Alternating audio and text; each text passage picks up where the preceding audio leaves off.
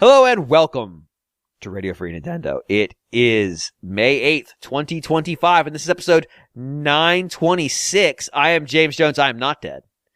I apologize for my disappearance last week. I was sleeping about 2.5 hours a night for about a week there, not by choice, and had the genius idea of, if I can't sleep, what if I just did 2-a-day workout routines to make myself super tired? Here's the thing. Eventually, that will work. It just so happened that it worked as I'm trying to close out a podcast. So, hey, I slept. I slept like 27 hours last weekend. So I feel great. But I'm joined today by Mr. John Lindemann. It's great to be here, James. I'm glad you're awake again. Yeah, I was literally awake for about 3 days there. But I would not state that my mental state was appreciable for the standpoint of truly being awake. Mr. Guillaume Veillette is also here today. Good night and good luck. Well, there's no luck to be had in Radio Free Nintendo. And last but not least, Mr. Greg Leahy. Yo, hoy hoy, everyone. So we're going to handle a little bit of business right out of the gate. Interesting scheduling patterns have popped up. So I'm going to be out for at least the next 2 weeks, possibly a third. John is out for the next 3, and Guillaume is out next week. So we're going to take the next 2 weeks off. And I know we haven't taken time off in a long time, and saying 2 weeks is a lot of time. I think we're going to release a Patreon episode from back in the day. I don't have access to the Patreon episodes right now. I can get them. I know where they are. I just don't have them handy. I don't know. I got to go back and look at which ones we've already released. So we'll release one of those during that week.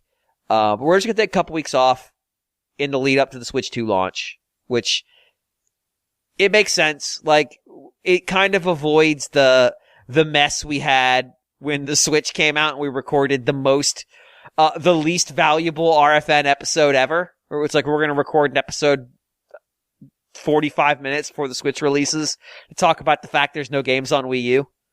But we'll be back before the Switch 2 comes out.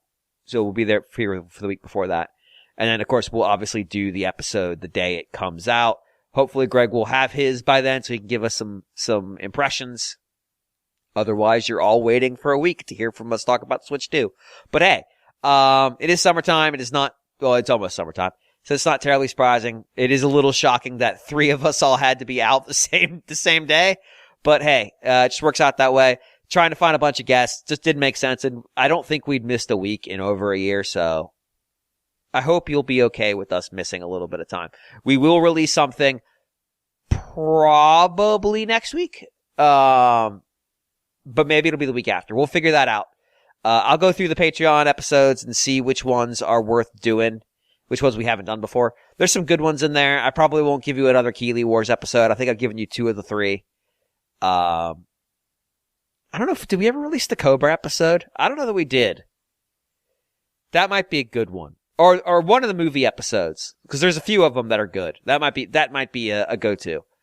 But we'll have something out there for you to listen to. And then we'll be back right before the Switch 2 comes out. You'll get to hear us talk about whatever bullshit we're playing while we're trying to stay busy before the Switch 2 comes out.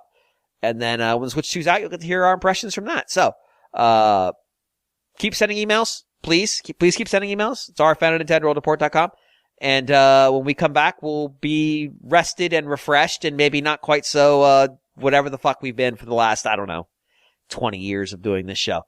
But, new business. I have new business, which is unusual. And it's not Xenoblade X, which is impossible.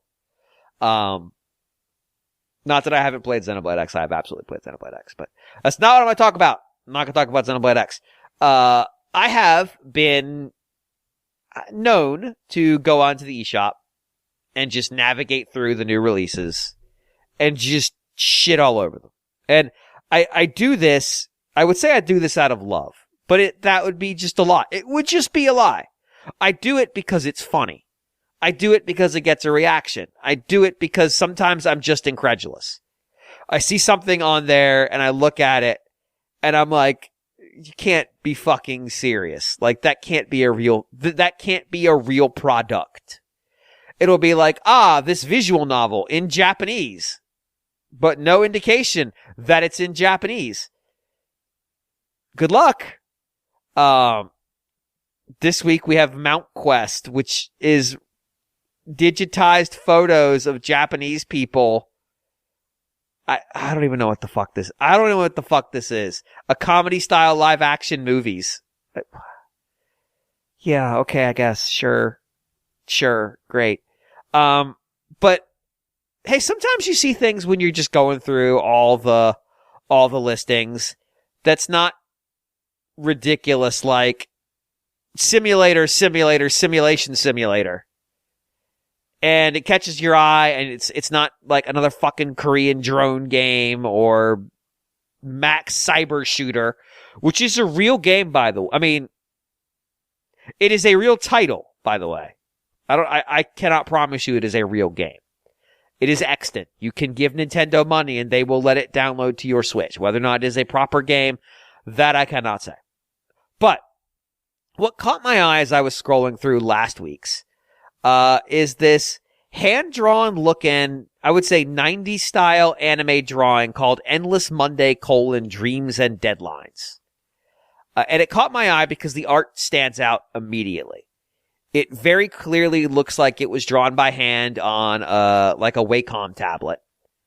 It's a little rough looking, but the art style's really good. Like it's very, very strong. And I'm gonna put it in the chat because again, podcasting is a visual tool where you can see what we see. But just so these guys have some context of what I am speaking. Because from a style standpoint, it looks really neat. But what was more interesting about it, like I see interesting looking games all the time. What was more interesting was the fact that the game menus looked hand-drawn. Well, when you say, wait, what the fuck does that mean?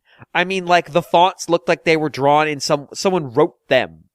It was text written by a person. The text prompts looked like they were just drawn in, like, a paint app. It didn't look like anything was, it looked like everything was hand-drawn. And so the basic gist of it is you are an office worker on the creative team at a nameless corporation. I don't think they're technically nameless, but she's not even clear what the company that she's worked at for years does. But she's a cartoonist ultimately, but what she does for a living is she's working with a former college friend who she draws motivational posters for the company, is basically how she describes her job. But what she has actually done, because she has no passion for this, is she just doesn't do any work. She doesn't apply herself. She procrastinates constantly. She draws her OCs, which is this cat girl. I'm blanking on the cat girl's name. Tiger Girl, I think is her name. And she just like doodles and plays Lumbergal, which is the game where you cut down trees as this woman. An endless runner tree cutting game on her phone. It doesn't actually do any work. And she's been put in charge of this project that she has no idea what it's for. All she has is the name of the product. And she's been given months to put together 6 motivational posters based on the project. That's it. That's all she had to do. But she's procrastinated for so long that it is due on Monday and it is now Saturday night. And she is in the office trying to do what was supposed to be months worth of work in a weekend. And it's an adventure game. So like you're just clicking around at the office, looking at things at her desk, walking around the office, interacting with things, trying to find inspiration. Because occasionally you'll encounter something and it will trigger some thoughts in her head. Maybe you call a colleague and ask them some questions or whatever. And it will trigger a thought that leads to her having inspiration and going back to her desk and drawing one of these motivational posters. You got 2 days to do it, and you can either really buckle down and try to do it, or your college friend, who's now your boss, calls you on Saturday, obliterated drunk at a club, asking you to come out. Because that project's done, right? You've been telling me for weeks now you're almost done. Why are you in the office? And you could just go. You could just say, like, yeah, I'm going to go to the club. And you lose your job and your livelihood because you didn't finish the project. So there's lots of multiple ending paths here as you can screw around with stuff. I know it sounds kind of like, well, why would I want to do the shit that I'm already doing at my job? Because right now, right now, you are listening to this podcast, and you know who you are. You are at work, but you are not working. You haven't worked for hours. We're like the second podcast you've had on today, and you haven't worked for any of them. You know who you are. That's okay. I understand. I've been there. Motivation's hard to find sometimes. That's what she does. She is constantly on the hunt for that motivation and not finding it. But this weekend she has to. The thing is, it's not just like wander around the office and look at stuff. It gets very trippy and weird. I'm going to give you some examples of things that happen so I don't spoil them all. Drink expired coffee and hallucinate. Get abducted by aliens. Lead a defense of the earth. What was another good one? Call someone and try to social engineer your way into a restricted area. Like, there's all kinds of weird shit that you can do in this game. And there's lots of branching paths. There's lots of potential endings that you can get. I ended up getting 5 of the 6 drawings that I needed done. The game has like 37 achievements. And in one run, I got 17? No, I got less than that, like 14. So there's a ton of stuff in this game that I did not see despite playing it for a number of hours. And there's a second mode that I haven't done yet called Overtime that takes place after the end of the story. The interesting thing about it is, one, like I said, everything is hand-drawn. And it comes from the mind of, I can't remember the name of the person who makes the game, or person who designed the game, but it is, she has a webcomic, and this is basically like all of her OCs that she's created over the years, and she just made a game with them. And it's just really charming. And I don't know why it has that kind of effect, but it's just very fun to play and consume and just kind of like, it's like 2 hours long. It's very short. But I really enjoyed it and thought it was really fun, and it's cute in the right way. It's funny. It has some commentary on the value of creative work versus the commoditization of things like AI and creative work. That's a thread in this game. I won't go into any detail because it's kind of how it plays itself out is kind of a surprise. But I thought the humor was really good. Some of the writing, even though your character is allegedly alone in the office, she talks to a lot of people, some of which may not exist, but that's okay. And the writing is very snappy. There's some very funny stuff in there. I really enjoyed it. I guess the game came out on Steam a while ago, like a number of years ago, and so the Switch version is new. I had a really good time. I really enjoyed it. It was short. It was fun. It doesn't require a lot of hunt and peck for an adventure game because everything's accessed from a menu. So like your choices will be like, think about it. And you just have discrete things you could think about. I had fun. I like the characters. It looks nice. It's got some fucking style. Like that's the thing. And it is aggressively hand drawn, which I think locks into the overall message of the game. I just really enjoyed it. You know, like I said, it took me about 2 hours to get through the main stuff, but obviously there's a bunch of content I didn't see based on the number of achievements there are. I haven't seen the extra chapter that was apparently added. It's fun. It's snappy. It's got solid writing. It's weird. It's so fucking weird. It's so ridiculously weird. And yeah, it just has in spite of the challenges which Penny, our hero, has mostly created for herself, I actually think it's got a relatively positive message. Not all of the problems of her own creation, but the dumbest ones were. And it is very silly, and it's very easy to get through. It's probably closer to a visual novel than an adventure game. Like there's really there you have choices and there are branching paths, but there's no like puzzle solving or hunting around or anything like that. So It's pretty cheap. I think it's like $8. I definitely enjoyed it. So, I feel like if it seems interesting to you, if you look at some of the images on the Nintendo website, I mean, y'all can see from what I put in there, it's kind of weird looking, but in a charming way.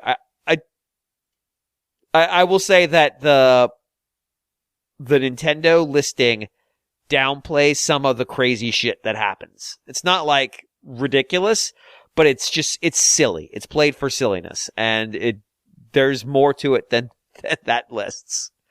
So yeah, I recommend it strongly. I liked it. It had a good time, and yeah, that's besides the thing that I said. Well, I'm not gonna talk about Xenoblade X. I played like 10 hours of Xenoblade X this week, despite the fact there's no quests left to do. I've done all the quests. There are no quests left. I have finished the quest, guys. Why am I still playing this game? That'll do it for me. John, what have you been up to? Well, I did finish Circle of the Moon. I came back to it, and sure enough, the surefire way to beat Dracula is by using the jump mechanism that takes you to the top of the screen. So when he does his full screen attack that completely obliterates you. I mean, I have really good armor in that game. I don't have the best armor in the game, which you get at the end of the kind of gauntlet that you can run in one area of the castle, which is, I'll maybe try to complete that, but it's really a pain. He hits you. I mean, I think I topped off with maybe about 980 hit points, and he would hit you for 250, 500. I mean, really like two shots you maybe and you're dead. But yeah, that worked. Still took a couple of tries, so it was, pretty touch and go there. But yeah, did finally beat that. So now I'm going to. I do want to. I'm playing the Advanced Collection, and I do want to get the trophy for. I do want to close off all the trophies for Circle of the Moon, and the last one is you use the password Fireball, and you can play in a mode, magician mode, where you have all the cards already, all the DSS cards, which actually is an easy way to get the trophy for getting all the cards. I was thinking I would have to grind out the cards on my other save, just my normal save, but once you go into that mode, you have all the cards, so you trigger the trophy, which I thought was pretty funny. But yeah, so that's the next thing I'm going to do. So I'm just going to beat the game one more time in that mode, which should go a lot quicker, just because I know where everything is and what to do and where to go. So, which really is part of the challenge a lot of the time, is you're just really not sure where to go at any given time, so you waste a lot of time running around trying to find the next boss room. But yeah, and then after that, it's on to Harmony of Dissonance. So I don't know if you have any tips or pointers going into Harmony of Dissonance. Yeah, I really don't recall. You'll get lost. You didn't like it. That's all. Yeah, you didn't like it. Yeah, you didn't like it. Well, very towards much. the end, like there's a specific bit where they really make you run around. Like they I don't know. I would read ahead of time what I need about what I need to open a certain door. Like there's a big requirement to get the good ending, and it kind of sucks. And it involves okay. Right. Yeah, it involves getting lost and trying to find a thing that's not easy to get to. Yeah. And can you miss something and deny yourself the good ending? I don't even know. I think that maybe Yeah. I tried to go get the thing and I couldn't because it was not time yet, or something like that. I just remember some sort of bullshit. So yeah, I'm maybe sure, read up on it first, Yeah. and then you'll be able to avoid the bullshit. Yeah, I mean, well, I would argue there's even bullshit in Symphony of the Night too, where it's just some of the stuff that's timed with the clock at the very end. It's how you would ever know that instinctively is beyond me. But I don't know. So yeah, so I'm kind of chipping away at that, and then once I beat that again, I'll move on. But I enjoyed it. I mean, I really enjoyed that game. I mean, it's really good being able to go through these things. And, it's, I kind of chuckled because it's like, the Game Boy Advance versions of these games, it really does make me laugh, because I think the reason why people liked the Game Boy Advance was because it was kind of a handheld Super NES. Yeah. So, like, that was the main appeal. Like, that's why I kind of feel comfortable in the game worlds, like in Circle of the Moon, because I'm like, oh, this feels like a Super Nintendo game. It's so calming. How long had it... It's not, but... How long had it been since you last played it? I don't think I'd played it since I beat it the first time on the game, because I mean I still have the cartridge and everything. I could go back and check, but I had not played it. Well, maybe I played it a little bit because I tend to buy things on several platforms. No. But I had not made a run at it though. And I mean, come on. To be fair, these things are a pittance. Oh no, I days. know. I buy them when they're I buy them when they're deeply on sale, as I do most of these things. But yeah, I hadn't really made. I maybe played it a little bit on Xbox, but I hadn't made a serious run at it, so I really hadn't played it for any period of time since I played it on Game Boy Advance. Okay, that's fair. Yeah, cool. Yeah. What else have you been up to? Not really a whole heck of a lot. Just I haven't really been playing much new. I got to get back to Xenoblade Chronicles X. I think I'll get back to that soon. That's it's kind of been shuffled to the side just because the heart wants what it wants, as I like to say. So I didn't plan. I can tell you that I didn't plan on playing through Circle of the Moon.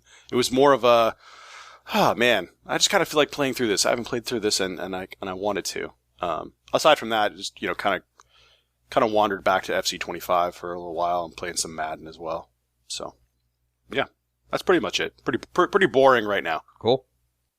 Greg.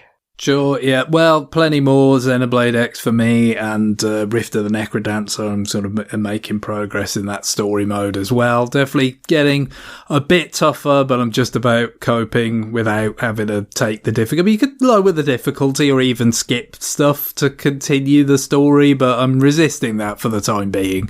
Trying to see if I could, most of the time you feel like you can just about... you're getting close, but sometimes it just kind of falls apart a bit, and then, you've only got so many hit points, and if you really lose the plot in a particular sort of section, those can go down pretty fast. And the other thing is a lot of the songs are quite long, so... you get part of that problem that you sometimes get with not just rhythm games, it could be like old school, kind of arcade action type of games where, a certain amount of it is like something you've learned very well and you can execute without any particular difficulty, but you still kind of have to do that for quite a while before you get to the part where it actually is something you haven't got to grips with yet. And then that is somehow, all the more difficult for it, because you just don't have that kind of rapid, learning process so much. You've just got this big kind of friction in the middle of it, ahead of it, because you're just doing stuff that you do know relatively well, but, still enjoying it and coping with it for the time being. And with Xenoblade X, I am now to the point of doing the kind of post-game new story content, the chapter 13, kind of through the first section of that. So, it does seem quite substantial in the sense of, just the amount of actual narrative content. The thing about Xenoblade Chronicles X is quite well established. We've talked about it all these years, is that the actual kind of central story chapters narrative is not really that, it's not heavily weighted in the kind of favor of those. A lot of the kind of narrative is stuff that you pick up, playing the more kind of side missions, affinity missions and things, and some of these quest lines that kind of, birth further ones and kind of blow up in ways you don't expect. The kind of, unpleasantness with the water treatment plant that we've talked about over the years is kind of an example of that. So yeah, it's kind of interesting here, I guess, it's natural enough, given that, it's this whole post-game thing, it's what's kind of been added to the narrative, where it left off, the better part of 10 years ago. That it's kind of, it does feel kind of like a lot is being kind of dumped on you in terms of like some exposition stuff and like new characters and new elements and all this. It kind of does contrast with, the kind of, the pace and the sort of amount of those, the way those things are kind of doled out through the rest of the game. So yeah, I'll be kind of interested to see how that all kind of adds up at the end of it when I'm done. I guess at this point, even though it does seem quite significant, this post game stuff, I think I've reached the point where I'm pretty comfortable. I feel confident I'll be able to get through that before Switch 2 launches, which is just under 4 weeks away now. So, not terribly long. And, I'm not going to be necessarily ripping big chunks out of Xenoblade X, the way I've been maybe, the last, couple of weeks or whatever, but, I think I'm going to make it. So that's good. I definitely did I knew it wasn't going to be quick. It was going to take a while because that's just obviously I played through the game before. I know the general nature of it, even though there's more conveniences and certain things are kind of streamlined and expedited compared to what they were originally. But, there's also this extra stuff. So you knew it was going to be a big job, even though it started on, March 20th to kind of get in before the Switch launch, but Switch 2 launch. But it looks like I'm going to make it, so I'm pretty glad about that. And perhaps at some point, we can find a venue to talk about what this extra stuff kind of adds, and how we feel about what it does to the way the narrative left off originally with the Wii U version. Yeah, I'll be interested to hear where you're at. People are starting to hit the ending now, and I have seen the gamut of responses on where it goes. I've seen people incensed, and I'm like, I don't agree, but okay. I'm not even going to engage in that conversation.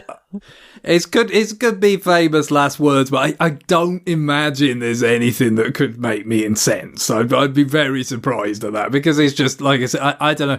There was the nature of it, because it wasn't so much about a single linear narrative. It was more about all these little kind of capsule stories about the kind of almost like thought experiment angle of like, okay, well, what if, you had this place and you had this, kind of struggle to survive, and you had all these other races kind of being recruited into your kind of project, and how those cultures would like rub up against each other and how they would interact, and, what would happen. Like that's the kind of stuff that I enjoyed about, the narrative content in the original X, and not so much like the core stuff. And not that I didn't like it, or there was some things I took from it, but it wasn't that central to it compared to the other Xenoblade games, or just, compared to other RPGs or games in general.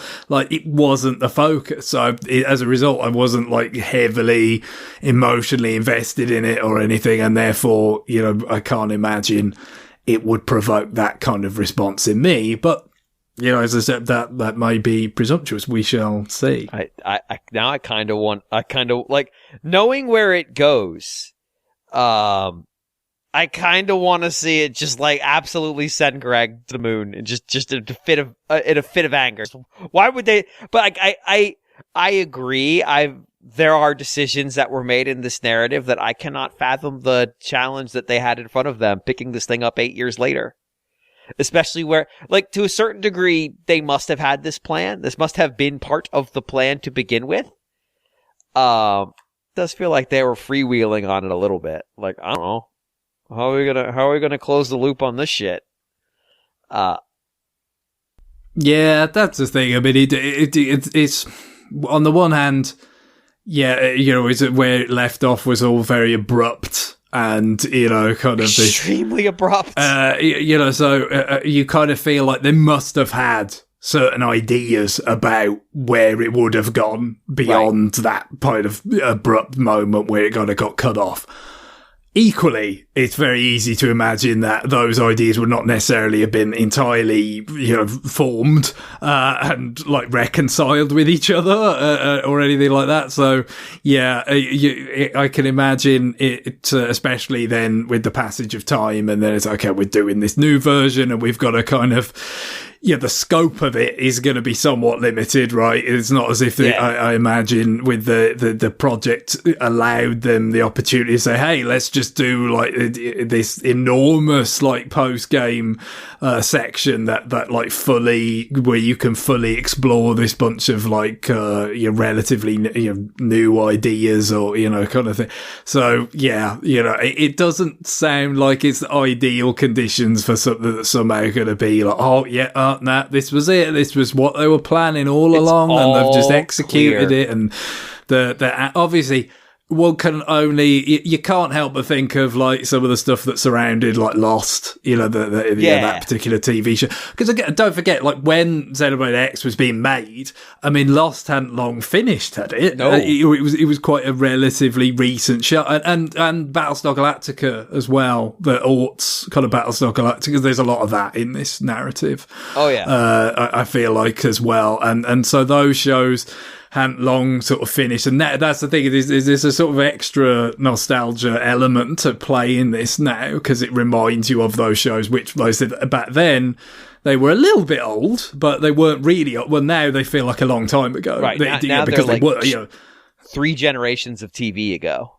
Lost started like more than 20 years ago. Yeah. So yeah, it's pretty fucking old.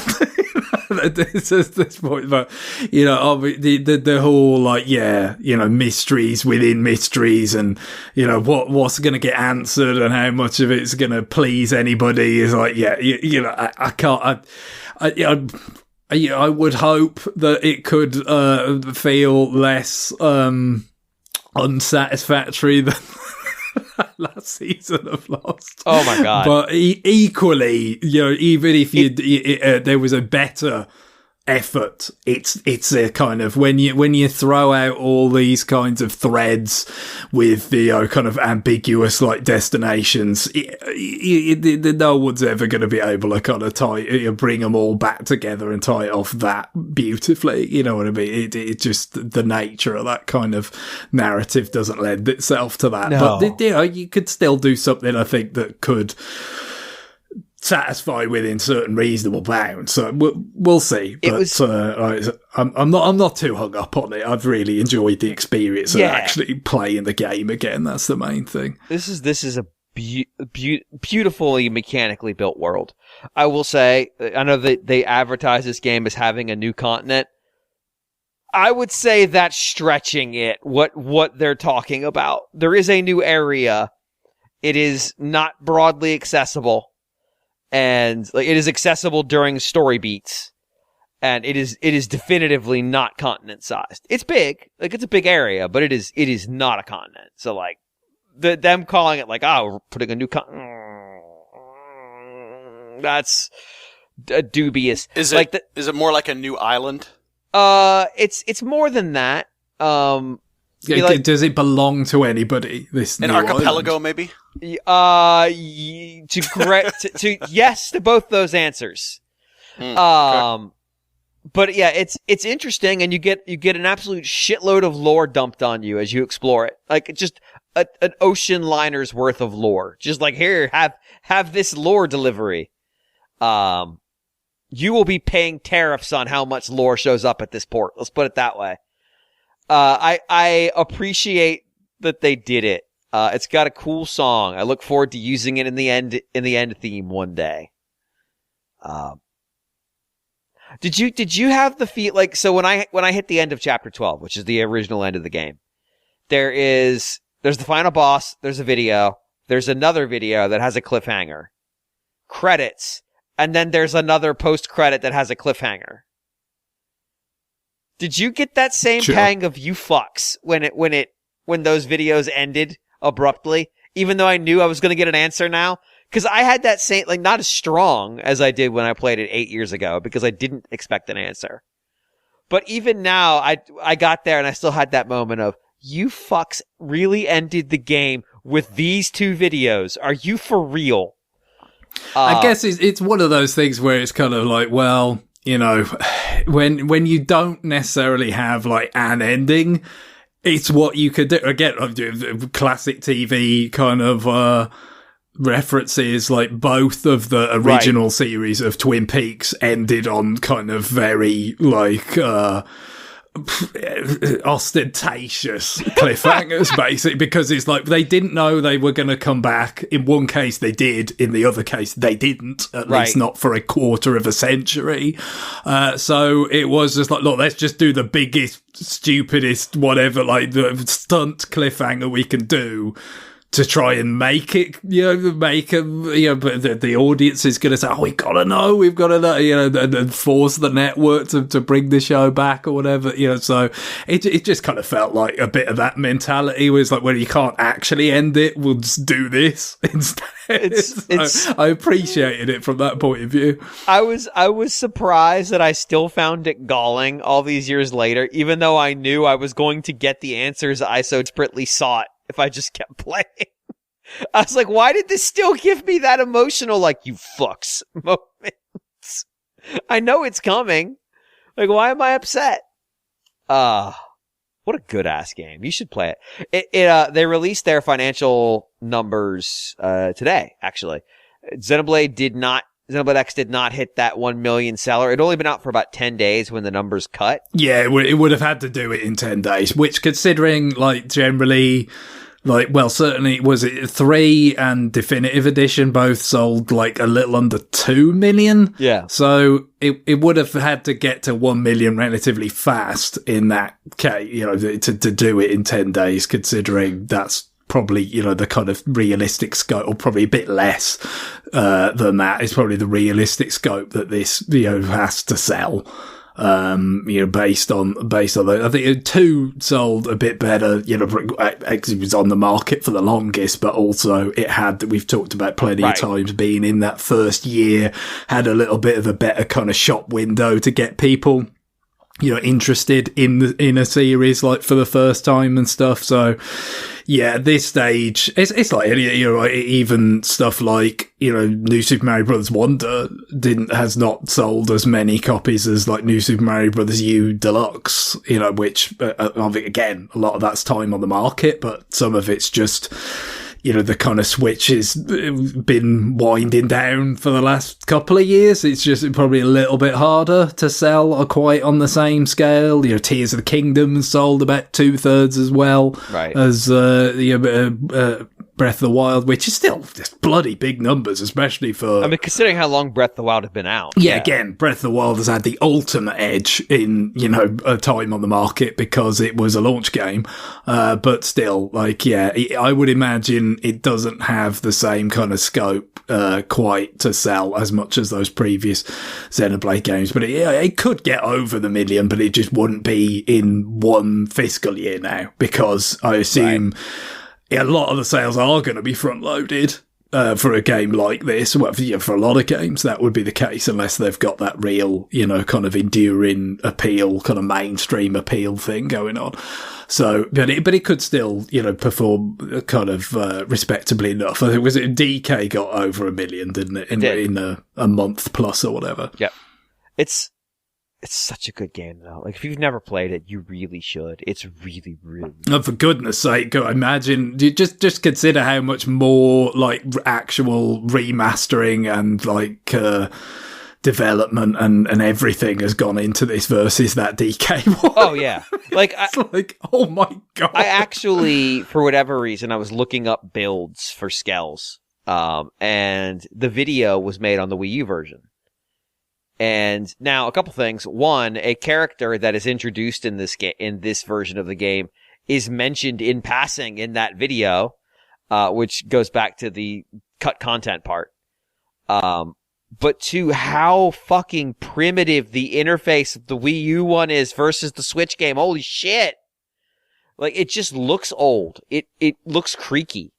Like, I miss the 2 screens. The 2 screens were nice, but, like, yeah, it's a Yeah, in terms of the actual, a lot of the UI stuff is a lot better. Obviously, the performance and everything. I do love the new Skell that's like a jet. Yeah. And that's got, I never did bother with the Master Cycle in Breath of the Wild, but I have to assume it's, you know, kind of a similar sensation in terms of like the enemies like loading into the world can't keep up with it when you're just screaming around in that thing. I haven't, like, I flew it one time, because I was trying to build like the deluxe version of it.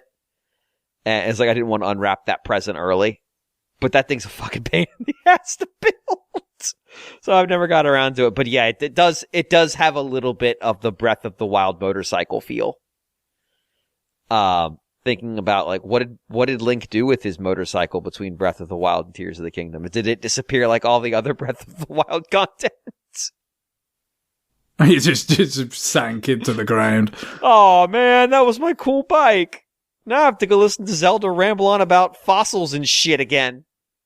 But it is a pretty satisfying thing to have that the jet form, because again, when you can get into, sometimes you're flying around, you're trying to maybe find a particular spot on it. It's like, oh, there's a lot of frightening things in the sky, really, you know, ridiculously high level stuff that's gonna kill you almost instantly if you let it. And, you know, the music kicks in, that we've used as the end music, you know, for the tyrant battle or whatever. It's like, oh, guess what? I'm just going to turn into a jet and fly away now, and you're not going to get me. it's rather than dying, and having to rely on your Skell insurance or whatever, like would normally be the case. Yeah. The trick, if you don't want to pay out Skell insurance, is hand your Skell to somebody else when it's down to one more insurance claim, because the AI will never burn the last insurance record. But if they get it after you've burned it, your ass is going to have to pay every time. So you can get, like, if you've got one got one left, time to hand me down that thing and make yourself a Ares 90. Cause you don't want to have to pay to have it replaced every time. Especially if you've loaded it up with a bunch of stuff to make it more expensive. So cool. Anything else? No. I don't imagine it'll change anytime quite that soon. Those two games really kind of, you know, one very kind of casually, very extensively in the case of Xenoblade, and then one much more intensively with Rift of the Necrodancer requires my as much concentration as I can muster to even attempt to progress. Although it is the one thing I'll say about it before I finish on it is that when you can get through a really difficult or for me, really difficult kind of song, you know, the main kind of levels you do where it's like, you know, akin to kind of a note highway, and, you know, it's a full song and all that. And then you'll get a boss battle, you know, which is kind of the climax of that chapter, which is more like Punch Out. And it's like, it's so easy by comparison. I don't know whether that's just because, you know, I'm better versed in your punch outs or indeed the Rhythm Heaven kind of style stuff. But those just seem almost comically simple by comparison. Like, it's just like I've retried this, you know, particular song a bunch of times and just crawled over the finish line. And then you get to the boss and it's just like, yep, S rank, bang, first time, moving on.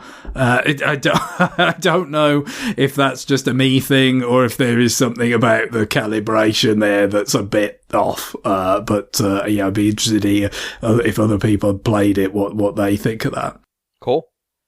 Guillaume.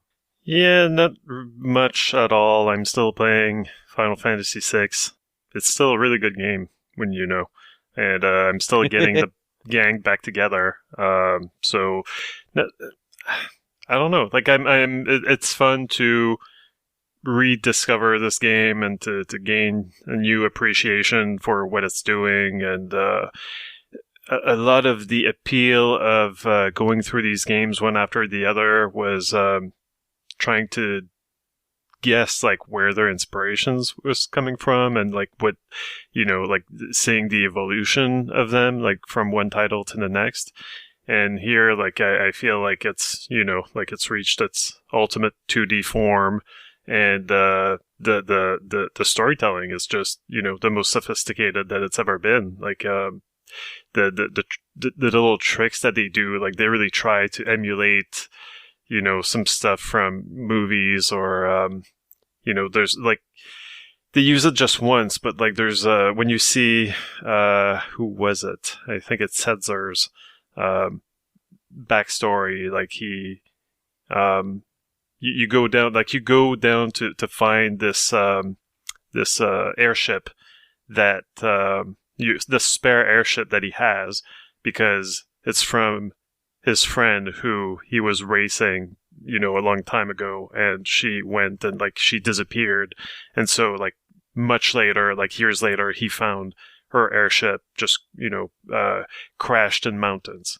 And so, like, as you're going down the stairs to the secret place where he stashed it, you see this little insert in the dark. Like, you see, like, a window into the past, and, like, the scenes between him and her play out, and, you know, right before her disappearance. And it's very sentimental, and it's very cool also, because it's, you know, almost like you're not playing the cutscene, but, like, they created this whole thing where you're going down dark stairs just so they could show you this flashback. It's the kind of custom stuff that they do for no other reason than storytelling purposes is one of the most remarkable things in that game. And there's scenes in that game that are legitimately touching, which for a 2D RPG of that time period, I was just like, this is the craziest thing I've ever played. Like, yeah. And it's just, like they're just like very good at what they do, you know, like at this point they've been making these games for so long, and they know exactly what they want, I guess, and they know how to, you know, how to make it. So yeah, and like there's a ton of little beats. You know, you talk to NPCs, and I don't want to miss NPC dialogue. I was actually kind of sad that, so when you go get Setzer in, you know, the post-apocalypse, he's just like drowning his sorrows in a pub. And I went straight to him and I talked to him and I convinced him to join me. And like it's Celes who's just telling him, you know, like he's like, well, what's the point? Like I tried to save the world and we failed. And now I'm just going to be here and I'm going to drink and I'm going to have fun, because what else is there to do? And she convinces him, you know, like, well, yeah, we tried, we fail, it's not over. Like, your new goal can be to try to save what's left. And, you know, like, she manages to convince him to go ahead, you know, and join the team. And then after that scene, after he joins back with you, you talk to the patrons, and they're like, you know what, like, yeah, I feel like I should be doing something more than just, you know, drinking here, and I should just go out and try to rebuild. And so I was disappointed that, like, shit, I missed what they said before this. I wish that I could have seen their dialogue, you know, like, before and after. Yeah. Like, it's just really well done. And there's little, you know, stuff that really rings true today, or that, like, kind of just strike a chord even, you know, 25 years later. A mention about how, I forget the exact wording, but like people are into entertainment that's more dour, or that's more, you know, like tragic or something. Now that, you know, the end of the world has come, I was like, huh, that's interesting. It's kind of probably like a callback to like how Godzilla was a big movie after World War II, you know, like, I don't know, like, but clearly there are some patterns in history that I don't know how to say this.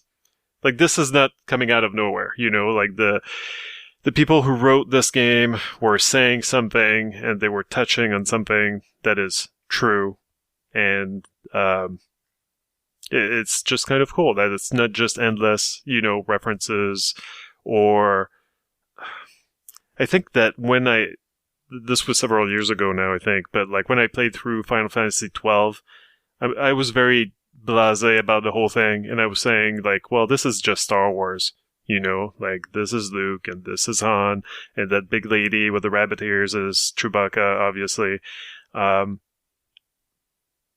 But, yeah, like, I was probably unfair to the game, because I was not really in a space to really meet it halfway, I guess.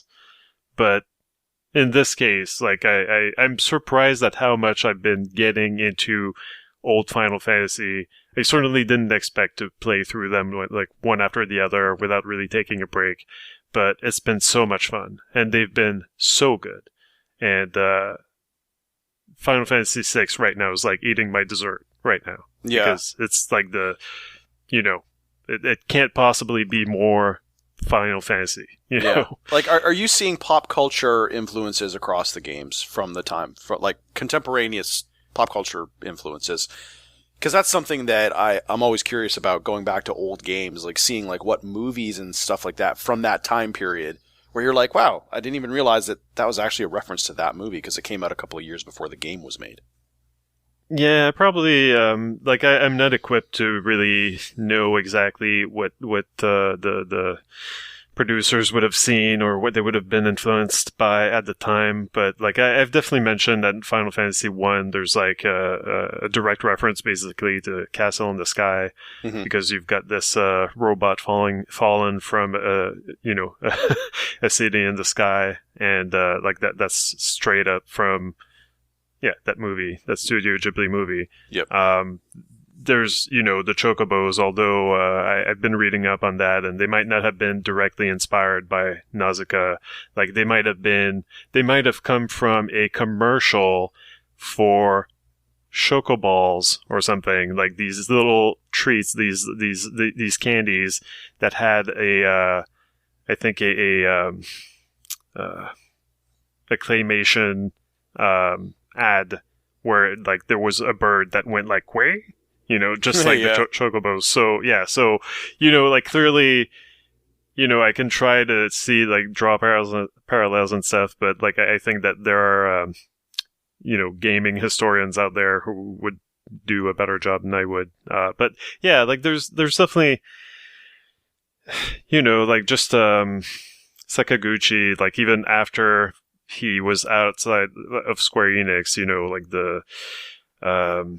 in the last story, like, the beginning is straight out the Mines of Moria, right? Like, it's straight out Lord of the Rings. So yeah, it's always cool to see, like, the kind of the influences that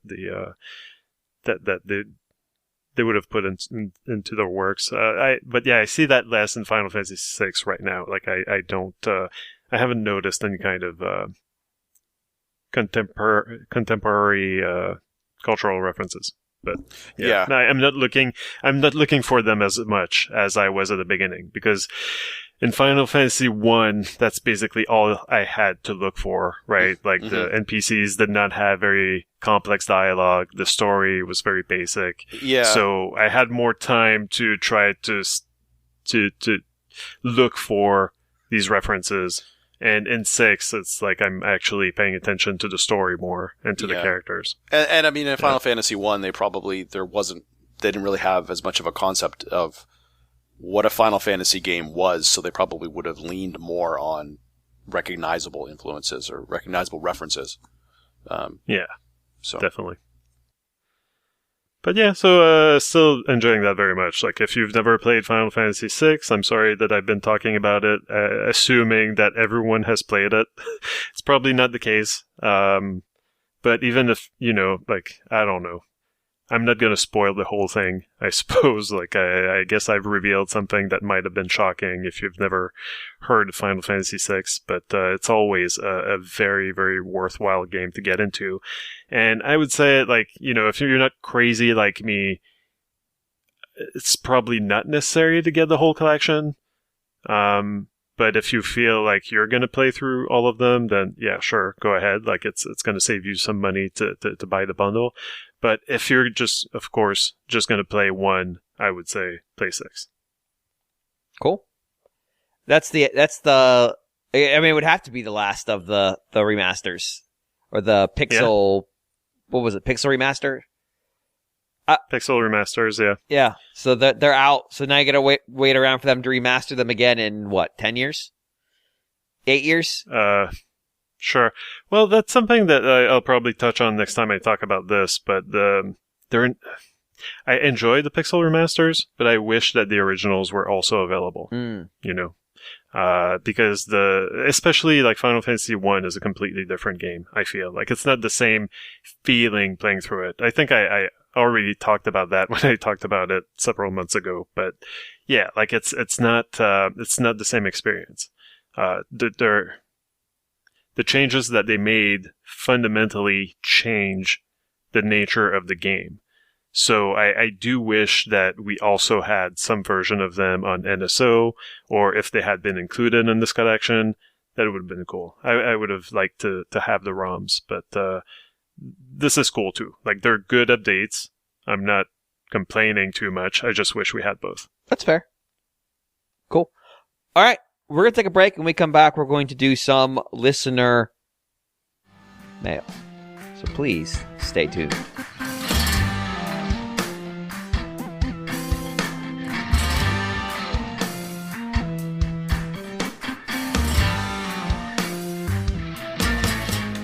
Okay, good. All right, we'll just assume everything's great and that there's been no problems, and we'll go from there. We are back with listener mail. You can send your emails to rfn@nintendoworldreport.com. That is rfn@nintendoworldreport.com. rfn@nintendoworldreport.com. I accidentally pulled out that voice today in a meeting when I was reading a story, like a development story. And people were like, "What was that?" And I'm like, "Oh, don't worry about it. don't worry about that voice. That voice is fine. You don't need that voice." But when I read your emails, so it happened to Chancellor Palpatine plenty of times. It's true. You're right. I will read that voice for you because your emails are important, which is why we're not going to answer any more of them for 2 weeks. But when we come back, we will probably have emails. So. GX writes, "Dear RFN crew, 2025 is Super Mario Sunshine's time to shine." No, wait, don't leave. I swear, I'm actually going somewhere with this. With games like House Flipper and Power Wash Simulator, it's clearly time for Mario to once again dom the flood and really clean up. Obviously, Mario's not quite a simulator guy, though, so assuming he controls exactly like how he does in Sunshine, what other game worlds can you send him to prove that clean is better than dirty? Monster Hunter? Hitman? But not Splatoon. That one is too easy. Peace. Told you, I'll bring out the voice for your emails. So is this going to be Mario Paint Remover? Is that what this is? Mario Paint. I mean, Mario House Flipper. Yeah. I mean, I guess going around to, I don't know. What are some places, what are some game worlds with graffiti in them? Tony Hawk? But like, I don't know. Like, your play on words was excellent, but I had actually in mind Mario Paint, because I thought, like, what if, like, you could play Mario Paint and you would have some asshole next to you controlling Mario, just destroying everything as you're trying to build a symphony or you know, so, draw art. There's the Daffy Duck Amuck, the Daffy Duck cartoon where he's just fighting with the artist. Sure. They actually made that cartoon into a DS game at some point. Yes. Which is very weird. So just bring that back. And Mario is fucking with your drawing the whole time you're trying to draw it. And then you could fuck with them back by turning him into a four-legged thing with the flower petal for a head. God, that cartoon always felt really subversive even as a kid. I'm like, was somebody on drugs? I bet somebody was on drugs. Of course, like, there's the Kirby and the Rainbow Curse series. That would be... You just erase Kirby's platform as he's about to land on it? Yep. Finally found a weakness to Kirby. Yeah, but he's going to come back even more pissed than before.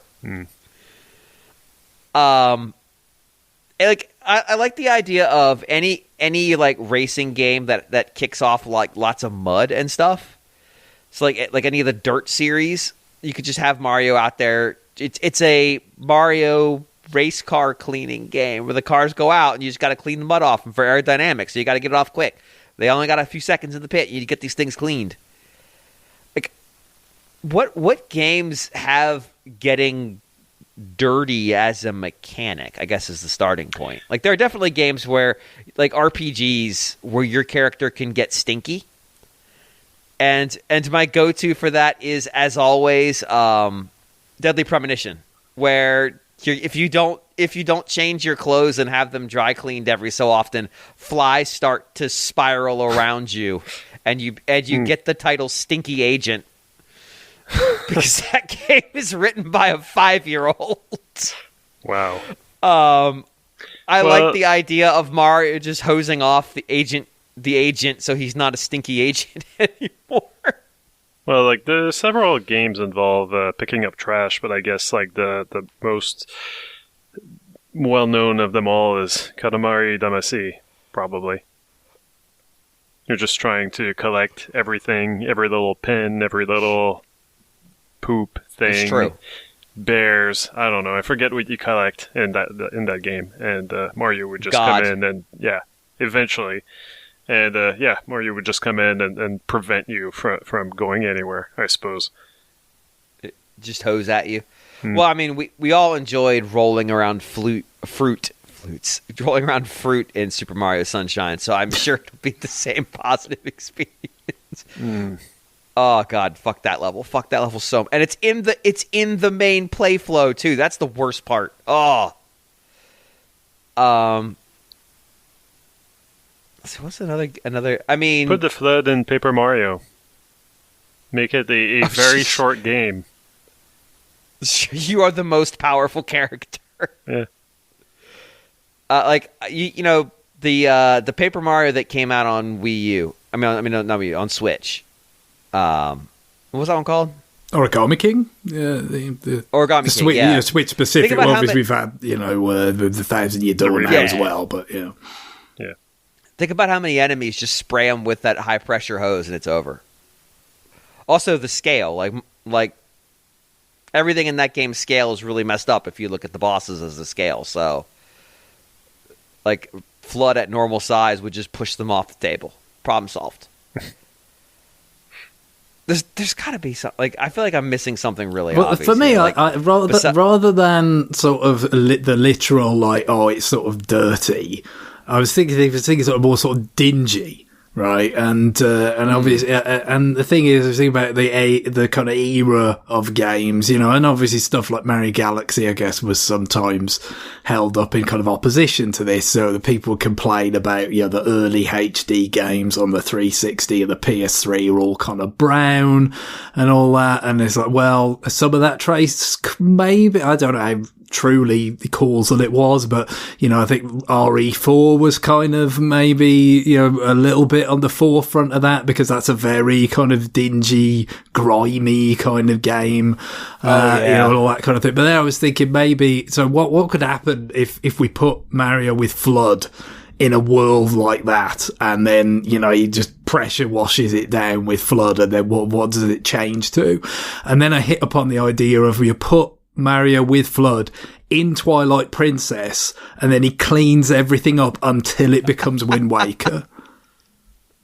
Oh, I love it. I like the idea that as you're spraying people in the face and they're going, "Rah!" you slowly start to see the Wind Waker version of their face come in. They just kind of melt into the kind of more chibi and bright and colourful version of themselves. Yeah, and just obviously we don't really get exactly like a Kakariko village in the world of Wind Waker, because the original Kakariko village is underwater. But imagine taking that dusty, Western inspired version of it in Twilight Princess, and just keep spraying Flood until it is completely sort of bright and colourful, beaming again, something like that. Yeah, you could have the weird kind of baby toddler with a weird face. Mallow. Like that could be the final boss, because you have to spray a lot of water on its face to make it resemble anything else. It's a being. Mallow is the only character in that game that conceivably could be a Wind Waker character. Like we talk about the dearth of color in that game. The fully upgraded Mallow Mart is screaming at your eyes, but also your ears because that song is playing the whole time. Yeah. And the guy with the siren on his head and the hand crank, the organ grinder is going. Like it's all insane in that room. So maybe that's what you turn it into. Not even necessarily the style, but everything picks up that tenor. God, I want to see Midna with an organ grinder trying to sell you shit in a shop while working for a baby. Yeah, I was thinking you could, James, you could have him in BMX XXX for a moral cleansing. Oh God, it's a baptism. I've had this floodwater blessed. Just administering the cold shower that everyone associated with that game deserves, I guess. Oh, they got that cold shower when it didn't sell. I'm sure the strip club probably needs a good power washing as well in that game. That's true. You could go clean up Scores. Yeah, Scores is licensed too, right? Oh yeah. Man. Oh, that's so tacky. Wow. I forgot about that. Like, it wasn't just enough to just make some funny, ridiculous kitty cat club kind of name. It's like, no, you had to go... fucking Scores. You had to license it. Oh, man. To a chain. Wow. To a chain of notoriously kind of shit strip clubs. Good job, idiot. What a curse game. Jesus. Good God. Like, I was gonna go with, like, American Skateland or some bullshit where there's just grime and shit everywhere. But no, now you've got me thinking about, like, all right, BMX... You just hose down BMX XXX until it just becomes Mira BMX, which is what it was supposed to be originally. Yeah, which, I mean, that's not a great end state either, but, hey, you know, it is an improvement. Look, so Dave Mira BMX came out on the wave of the Tony Hawk games. And then they had his name on BMX XXX, and he very smartly got his name removed from BMX XXX. Yeah. Like you can, rather than having to take it to court to make that happen, you could bring Mario in to cleanse the game, so it's something Dave will keep his name on. Mm-hmm. We're gonna find out like Dave Mira died or something, and I'm gonna feel like an asshole. But I mean, any of those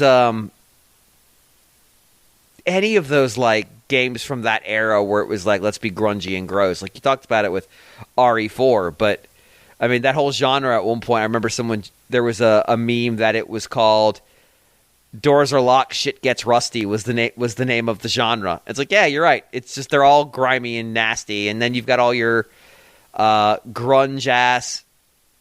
Extreme sports games where it's like graffiti and trash, and we're going to collect cans and give them to the homeless person to trade in for money. That was a thing in BMX XXX, in case you forgot.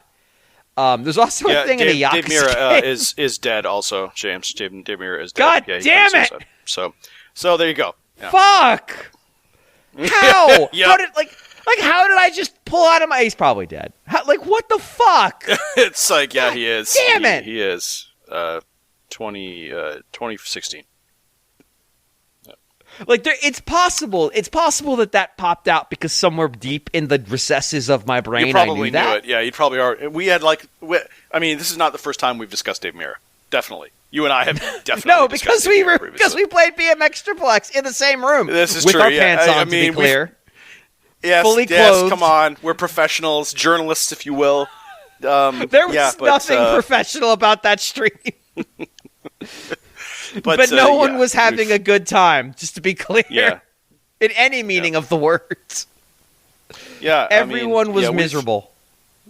Yeah, like just much like the FM Towns, we've probably discussed Dave Mira more than most people. I mean, that's a low bar. Yeah. What, like, well, I'm just actually, saying, no, he's a niche taste. I'm saying.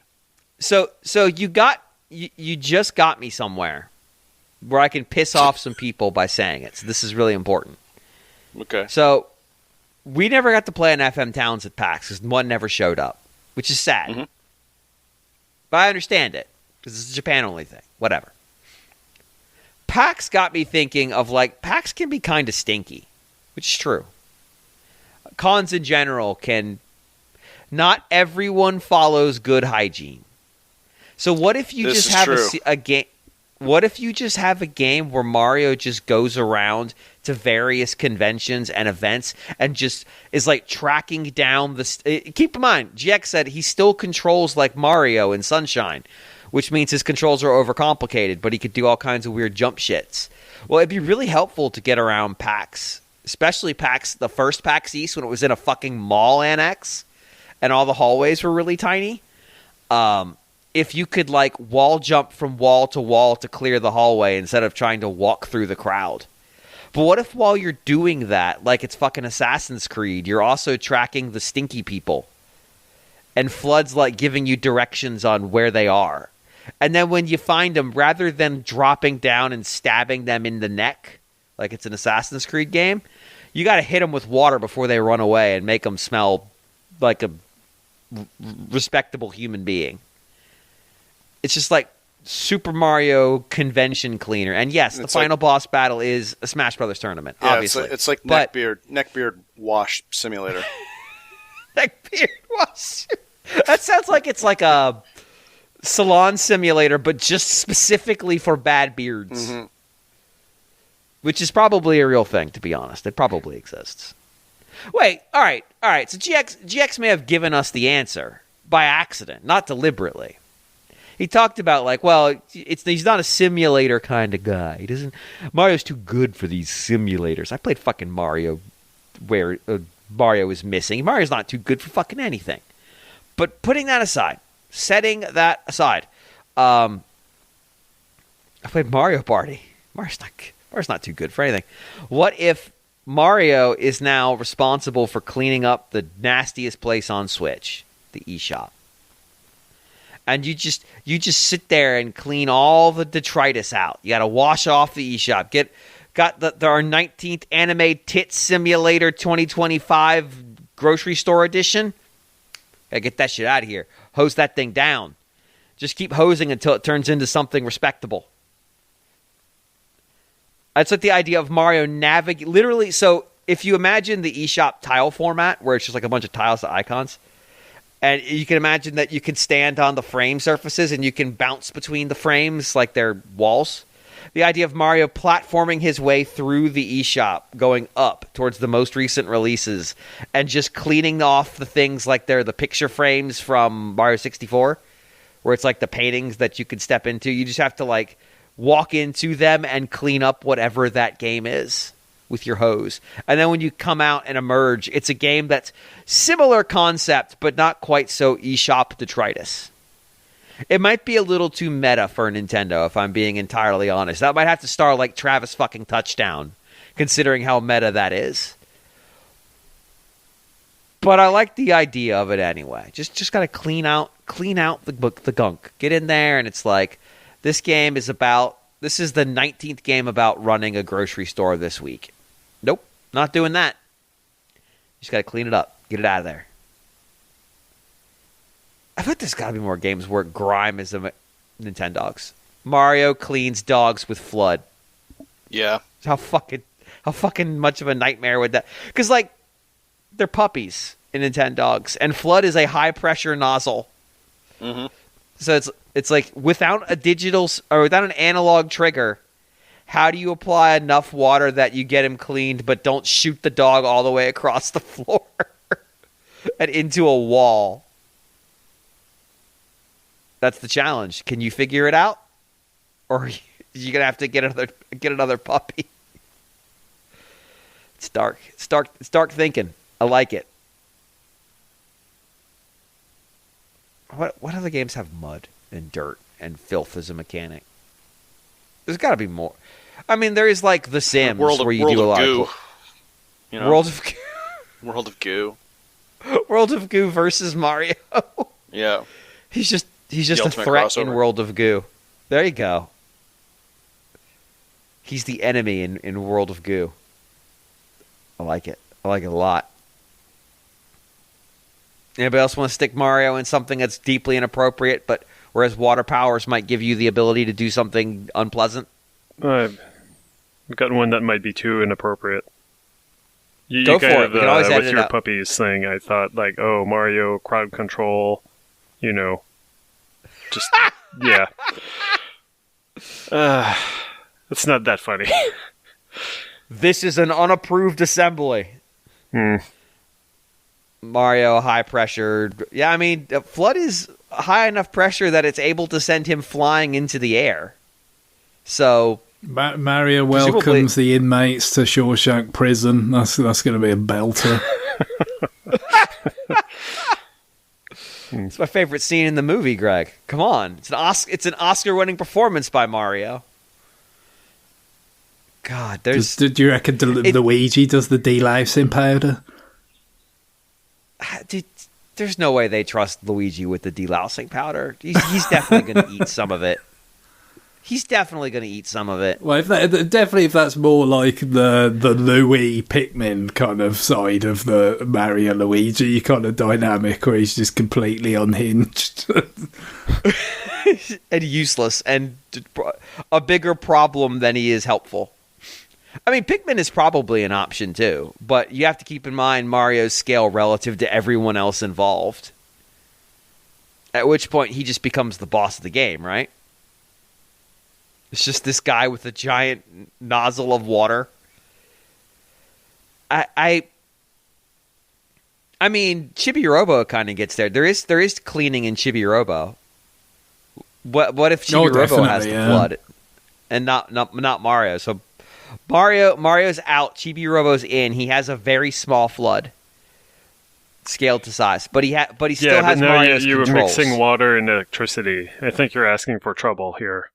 You have two resources to manage, and then like you're in big trouble if you use the wrong one in the wrong context. Skill issue. It's all about understand. Like sometimes you need voltage, sometimes you need the water. Maybe there's going to be some puzzles where you need both. It's an exciting opportunity to electrocute yourself.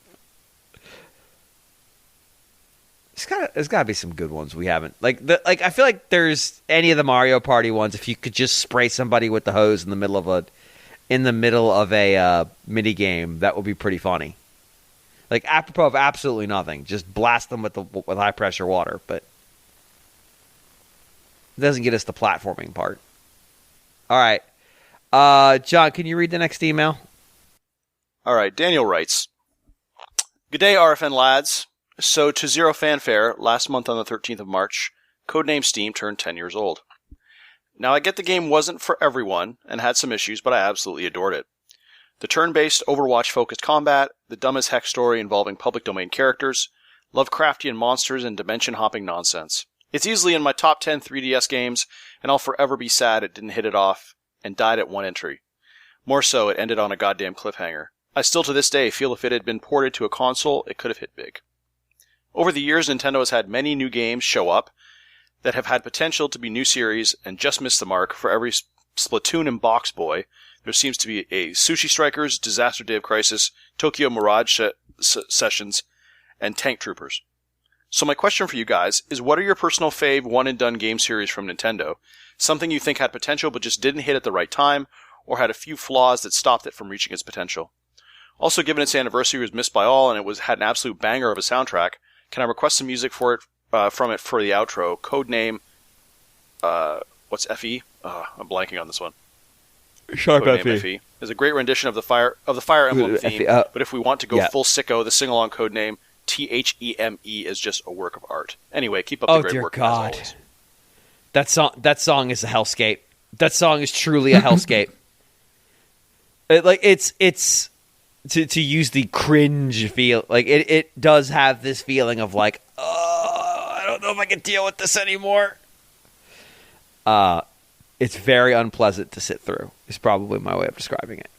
All right, so I'm gonna say, is it all right if we have a situation where it's like, okay, there were two games, but over the course of like 20 years, and then nothing, just absolute zero, nothing, no more stuff. I feel like that's fair. Yeah, like just one game. Because if it's just one game, that's very restrictive. Yeah. And it's a little hard to understand, like, it might even be hard to find those games if you're looking them up. Like, list of Nintendo games with no sequel. I did have Go one ahead. that came to mind. Go for it. Uniracers, which was not developed by Nintendo, but it was published by them. It was developed by DMA Designs. But this is a game that kind of had its wings clipped when Pixar sued them and won because of the resemblance between the unicycle that was kind of CG-ish looking and the Pixar lamp from that old Pixar short that became also like their logo for the longest time. I don't know if that's still going on. But that was a fun little game that was, supposedly a racing game, but it's 2D. It's very, very fast. It's not exactly it's not exactly like F1 race, right? Like it's not a pole position. It was more about doing flips and tricks, but like what that meant back then was like basically flipping on the unicycle on the vertically or horizontally, or you could do flips and backflips.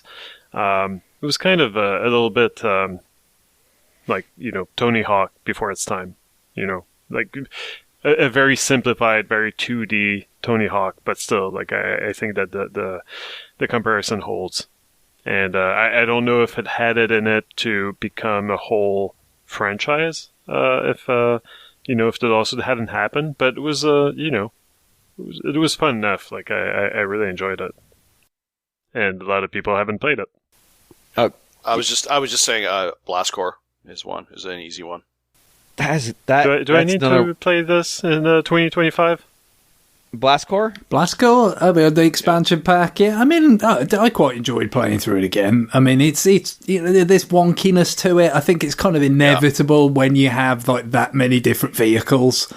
Not all of them kind of, handle like that perfectly. So yeah, it's you're kind of a little bit rough around the edges, but I guess some of it was, at the time, it was just kind of a little bit of a breath of fresh air. It was a little bit something different from, a lot of what was being offered. Definitely has some kind of roots in Rare's past, like with the camera angles and stuff. It almost feels like it's like a quasi-isometric game at times, or, it might remind you of, like RC Pro-Am as well, back on the NES. Or Cobra Triangle a little bit, that kind of thing. But equally, it was kind of making use of the new tech of the N64 and in a way that was a little bit different from what a lot of games were kind of doing at that time. So, I think it's relatively, whereas a lot of N64 games, you could say, well, that were sort of in established genres that have gone on to be iterated on a lot, and maybe that makes them harder to go back to.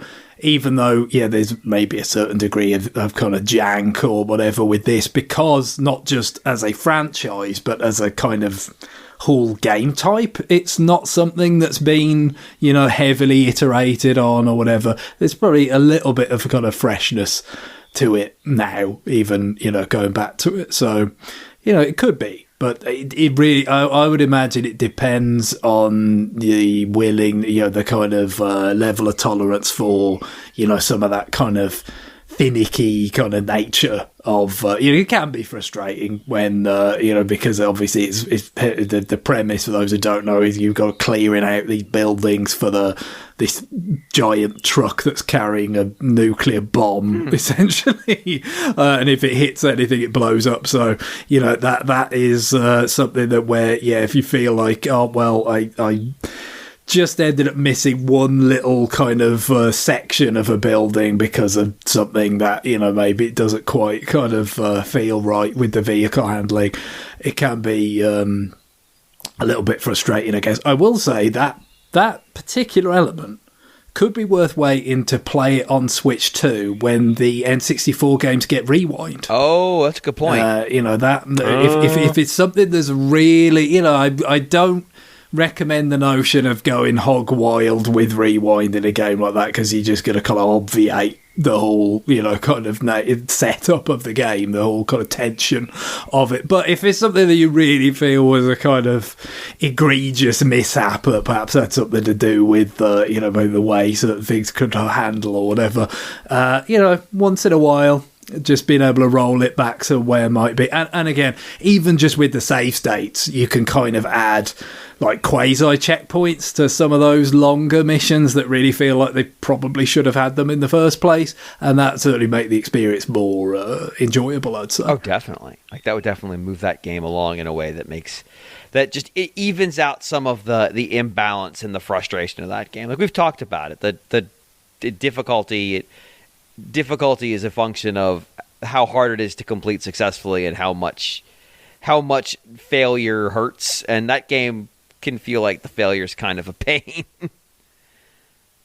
Well, no, I already spoke about it with reference to Rift of the Necrodancer, right? When you get certain things where, like I said, those more extended missions, right, where it's like, I could do the first 2/3 of this in my sleep at this point, but it's still this kind of barrier to get into the bit that actually matters, and that makes that part harder to learn and harder to get better at. And so that's where, like I said, probably even more than the rewind, maybe, in a way, having it's something where it's like, okay, this is essentially like another phase of the level, and we can use a save state to create a checkpoint and just kind of concentrate on that phase. I think that could be useful, but I guess sometimes you're not necessarily going to anticipate that, and that's where people might like the rewind. And so, yeah, that could also be something, considering it's not all that far away at this point. Presumably they're going to have that up and running at launch, I guess, when you play the N64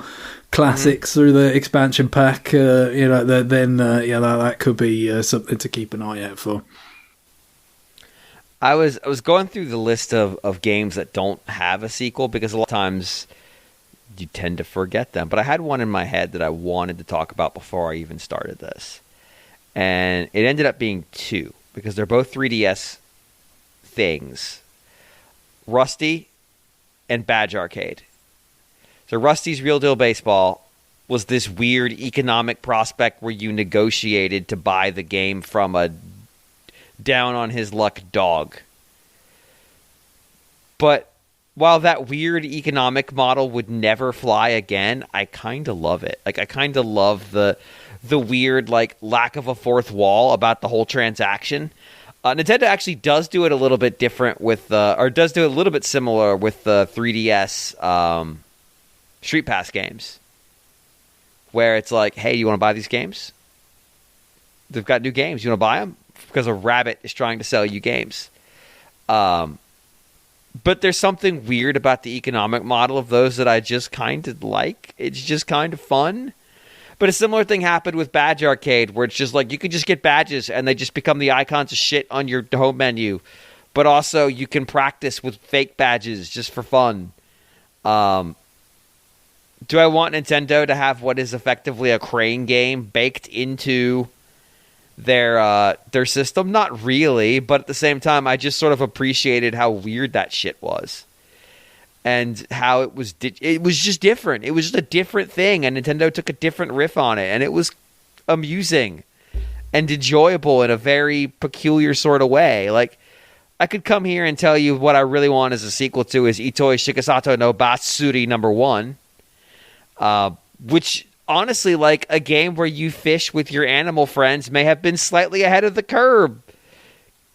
But in Animal Crossing, you don't get to literally play as Shigesato Itoi, which you can do in the Super Nintendo game Itoi Shigesato no Batsuri #1. I just found out today you can play as him. Why? I don't know. But he's the default first character. He made a game where he was the default main character. What the fuck? And you go fish with animal people. Yeah, it's Animal Crossing. I get it, but it's just fishing. Nothing else. No Tom Nook, no crippling debts. You catch fish, sell fish, buy new gear, catch better fish. That's it. I love that. I love the simplicity of it. But No, give me the weird shit like Badge Arcade, or I actually think Rusty's Real Deal Baseball is a good ass game. Like the mini games it created are fun, and if you like baseball, it's a really neat experience. You can never buy that game now because it's a digital only game with the craziest economic proposition Nintendo's ever put together. But man, if they brought it back, like they did do a little bit of this when they did Wii Sports Club, where they like piecemealed out the components of a game and you could buy them, but you didn't negotiate with the cartoon dog to buy Wii Sports Club, and I think that's a huge failing. Like, yeah, there's some powerful kind of Wii U crisis era Nintendo. No other period, and not just the Wii U crisis, but also the mobile, game the environment being perceived to encroach on the handheld part of their business, which had been had better fortunes on 3DS, but had also had its troubles. No other period of time could have produced that, which is a decent reason to believe that will never be followed up on. Perhaps Nintendo should be very much hoping that they won't have cause to revisit it. It's too weird. Its economic model is too nonsensical. Both of them had a weird economic model. Because Badge Arcade, like you could practice, and then you get like a free pull every so often, but you could also just buy pulls. But Nintendo, I want to say there was like a maximum number of pulls you could buy before Nintendo's like, fuck it, just pull. We don't care. I don't know. Like, seeing Nintendo play with alternate economic models would be interesting and weird. The fact they tried to gamify both of them is really weird. It's really weird. And not gamifying the way most things do it, where it's like loot box, dazzling particle effects. Here's the thing. Like, they literally gamified it. That's odd. Very odd. Gamifying the process of buying the game they gamified the process of buying the game you were already playing inside the game. What the fuck? Rusty's so weird. Like, I want more people to get to see it because, one, I think it's actually a nice little love letter to baseball, and not like Major League Baseball as it exists as this large professional billion-dollar industry that is horribly imbalanced because there's no salary cap or salary floor, and you have teams like, I don't know, the fucking White Sox, the Mets, or the Rockies. We have the Mets. Depending which end of the spectrum you're talking very about. Much on the other end of the spectrum now. With the you have new the Mets ownership, who spend $1 billion and can't win, and you have the Rockies who spend no dollars and refuse to win. Like, the Mets can't win big, the Rockies can't win, period. By the way, they set a record. I mean, people are just tracking like when they tie the record for worst start to the season after X number of games. And for a little while, they're going to trend away from that, but now we're back. Worst 37 game start to the season in MLB history. Nice. Good job. Good job, idiots. It's dire. It's sad. It's in a baseball stadium you should have a huge advantage in because of the whole 1 mile altitude bullshit. Negative. But yeah, I like the idea of baseball is just like, hey, baseball's not just Major League Baseball. Baseball is going out there with the pitching machine and in the batting cage and taking your shot at it. And I dig it. I dig the whole exploring economics and all that crap. It's a neat idea, and we'll never get another one of those. Also, apparently there were Satellaview Ito Shigesato no Batsuri episodes, so that's cool. What a fucking weird ass game that is. Yeah, the one I think first one I've got is I can't believe it wasn't one and done, and that's Sin and Punishment. Obviously, it's one of my favourite games. How it got a sequel is just kind of baffling. I'm very glad it did because the sequel's great and it delivered on a concept that just seemed like such a perfect fit. With all the pointer controls of Wii. It still doesn't fully explain how that was allowed to happen, considering it was never likely to be any kind of big commercial success. But obviously, still quite limited. It was not something that was ever going to be, a kind of ongoing series, that's for sure. But very glad that we got the 2 games that we did out of those. But this next one though is more of a legitimate one and done in one sense, but it is part of a bigger franchise, so you could debate, whether it's fully compliant. But I'd say Donkey Kong Jungle Beat is very much its own thing. It's kind of, a side-scrolling DK game, but it really doesn't have a lot in common with, the country games, either the classic Super Nintendo ones or the Retro Studios ones from the 21st century. It's just, it's a high score game. It's an arcade game in a lot of ways. It's got this really kind of like a, something like Sega would have done during the Saturn years or the Dreamcast years, maybe. It's That's really fair. Quite different. For Nintendo in general, let alone like for what they've done with DK over the years, and that is something that just it gave it this kind of, especially of course with the original input mechanism of using the bongos and everything. Like, it was just as distinct as all hell. Now, there was definitely some aspects of it, and this is kind of not a shock when you consider it gets a little bit similar to Rusty.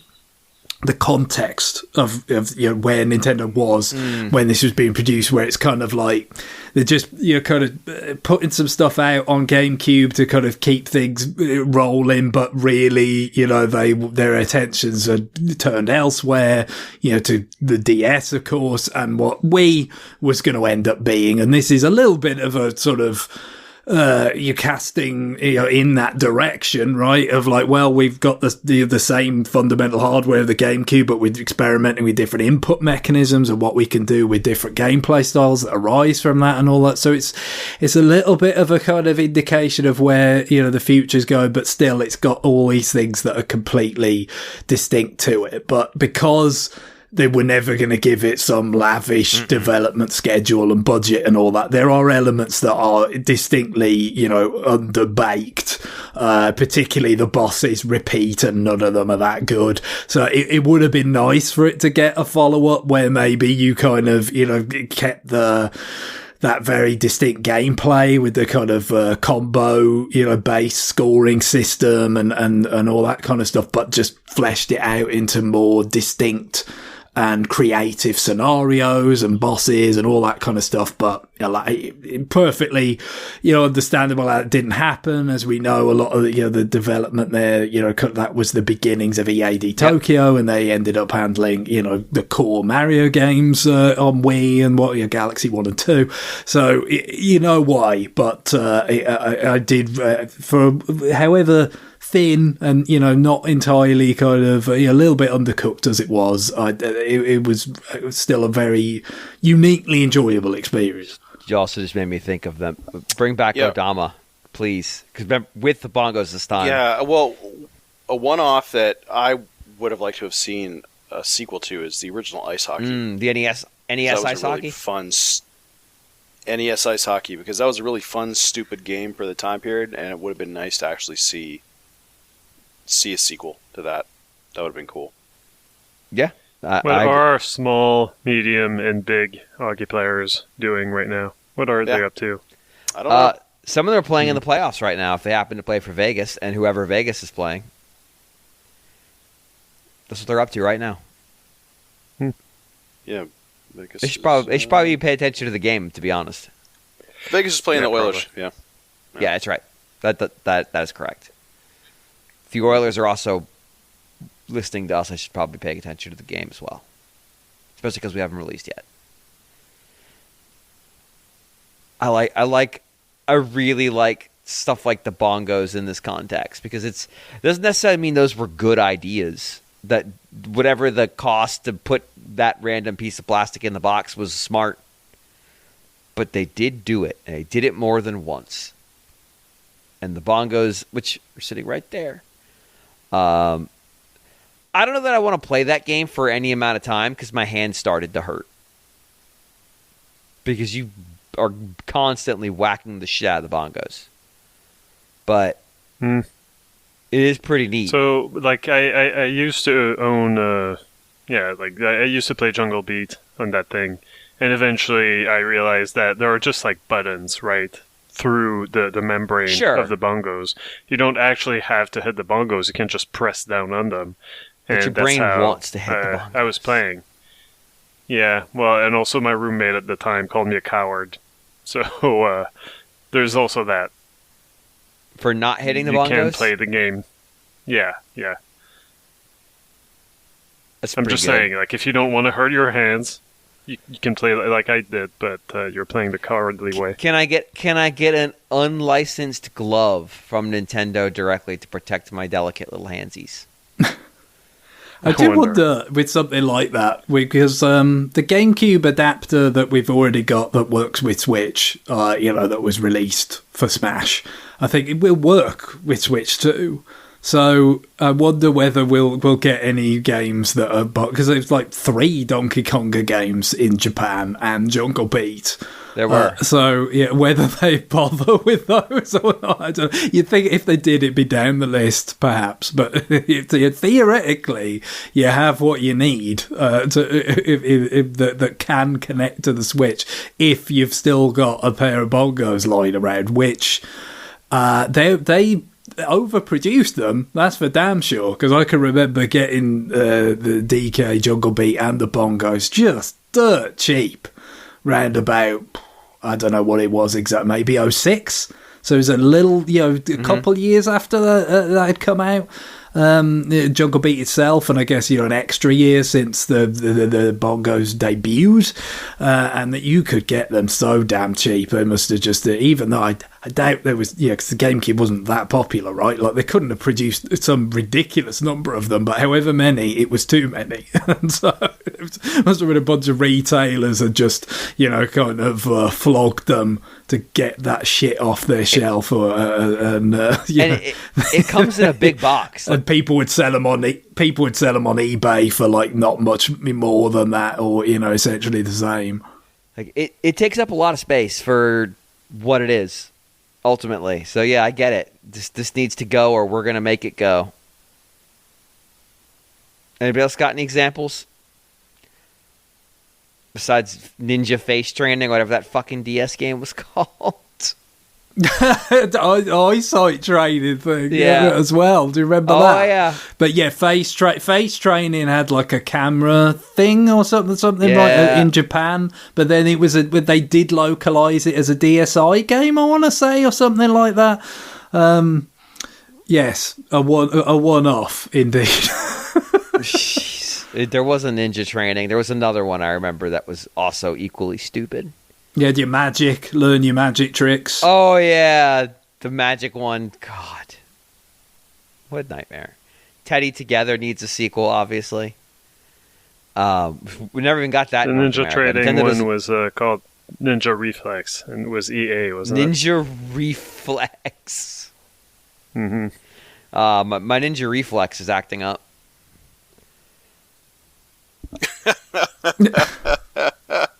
Yeah, it's tough. It's hard on your throat, right? Yeah. Whoa. Hey now. All right, well, that's going to do it for email this week. Again, emails go to rfn@nintendoworldreport.com. Oh, I tried to promise you the voice. Emails go to rfn@nintendoworldreport.com. That's rfn@nintendoworldreport.com.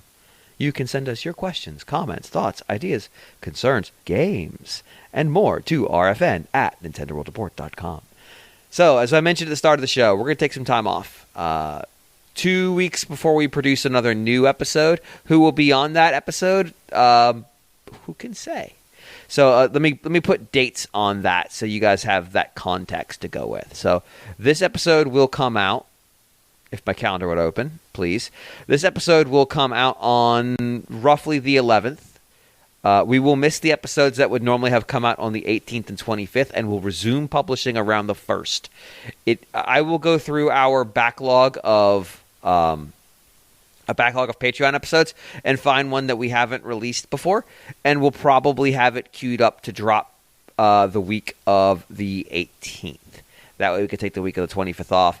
The week of the 1st we'll have an episode, and then after that will be the week of the Switch 2 release, and maybe we'll have some content for you. So we'll be back in a little bit, but we haven't taken some time off. Schedule just doesn't work out, and trying to find 3 guests, no. Let's just take the week. So, yeah. But you can still send us emails. We'll still be getting them. We'll still be reading the inbox. We'll still be marking them for potential use in the future, and we'll pick this up when we get back. So, with that being said, it's time for some ending music. And Greg, I'm going to turn this microphone over to you to tell us what are the tunes that are going to take these people out. Makes like they're going to get killed. Well, see, now, I had a plan coming in, which was actually something a little bit different. It's some music from a game that hasn't come out yet, but I don't know if you've seen that we had a new trailer and stuff built. I think some different platforms announced for the upcoming Yuzo Koshiro helmed Eartheon. Which is it's a Mega Drive game. I mean, it's literally going to be a Mega Drive game, but it's also coming, to everything, right? Switch and all that. And it's a shoot 'em up. Very much, you've got that kind of Thunder Force 4 looking kind of stuff going on with the multiple background layers, but equally, like, definitely doing some stuff that they wouldn't have been able to do at the time with probably the tools that were available to developers back then with the Mega Drive. So it's kind of it is a Mega Drive game, but it's got a little bit of a plus to it in terms of detail and kind of what they're pulling off there. But it at the same time, it's authentic, and the music along with it is authentic. But I want to offer this to you, James, now. Okay. Daniel did just raise the spectre of the Codename Steam sing-along. So some people might be wondering, is it as, when you say it's as cringeworthy? And I listened to it when Daniel sent that email. So what do you think? Do we go with Yuzo Koshiro? What did you think of the Codename Steam sing-along? It obviously it knows it's dopey. It's leaning into it. Oh yeah. There's still an argument that that doesn't indemnify you from it. No, I wouldn't say it does. But I guess what side of the line of like kind of intentional or acceptable dopiness? Maybe that's up to each individual listener of the song to decide. Why don't we use both? Just send me both files. I'll use them both, and then we'll maximize our chances to get a copyright strike on Spotify. That's true. If you're listening to RFN on Spotify and episodes mysteriously disappear, it's because Spotify's copyright strike hit them usually 6 to 8 months after they've been posted. I love the idea of Nintendo. They won't add Codename Steam to Nintendo Music, but they will make a claim for the sing-along version. How dare you? That would be amazing. Honestly, if we got struck for that, it would be the funniest shit in the world. It would be so good. It'd be so good. I'd be so happy. You know what? Yeah, let's do that. Let's do both. You get a double dose of ending. You get Yuzo Koshiro posting a video on YouTube showing of him listening to the soundtrack of his new game on an actual Sega Genesis or a Master System, depending on where you are. And then you get whatever. Well, it'd be a Mega Drive. Mega Drive, you're right. He'll refer to it as Mega Drive because that's what it was in Japan, and I will because that's what it was in the UK, but it was Mega Genesis in the US. Yeah. Sega's naming conventions. Can't they just go back to letters and numbers? Come on. And then you'll get to experience this dopey fucking thing. Which honestly made me the FE part made me think of the Sharp FE dopey ending song where everyone sings. Oh my god, that's also terrible. So yeah, there we go. Have 2 songs. We'll be back in 2 weeks. Oh, see, there it goes. With more RFN and you and that's it. Bye. Bye. Bye-bye. Later. I didn't have an ending.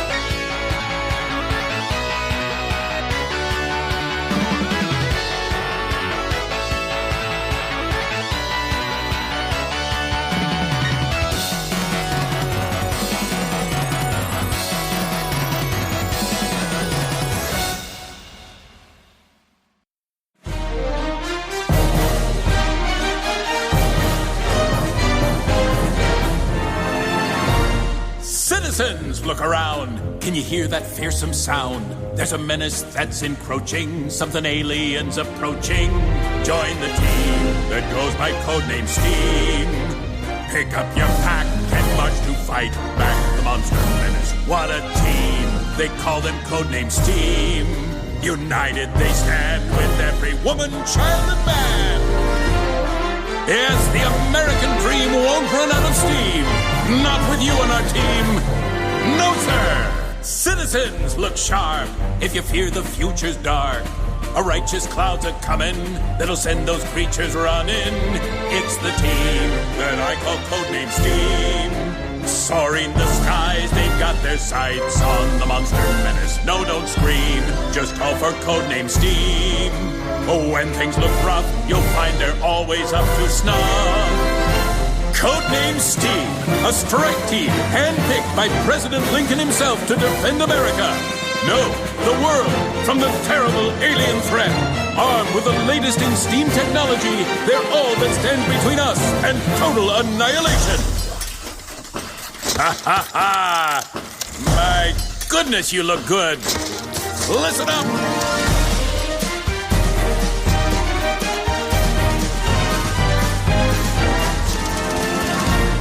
Everyone, gather round. Do you hear that mighty sound?